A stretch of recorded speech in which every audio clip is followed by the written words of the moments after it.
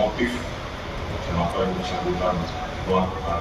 Terkuak motif sebenarnya Kabaops Polres Solok Selatan AKP Dadang Iskandar menembak Kasat Reskrim AKP Ulil Rianto Ansyari pada Jumat 22 November 2024. Dirkrikum Polda Sumbar Kombes Pol Andri Kurniawan mengungkap, Sabtu 23 November 2024 bahwa AKP Dadang tidak senang rekannya yang merupakan pelaku kasus tambang ilegal galian C ditangkap oleh korban. Saat itu pelaku kasus tambang sempat meminta tolong kepada AKP Dadang saat dirinya diamankan Satreskrim Polres Solok Selatan.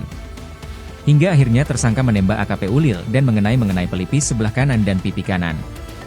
Merasa tidak senang di mana rekan pelaku ini dilakukan penegakan hukum oleh korban di Polres Solok Selatan, sehingga yang bersangkutan mencoba meminta tolong, kemudian tidak ada respons, kemudian yang bersangkutan melakukan penembakan, jelas Andri dalam konferensi pers di Polda Sumatera Barat, Sabtu.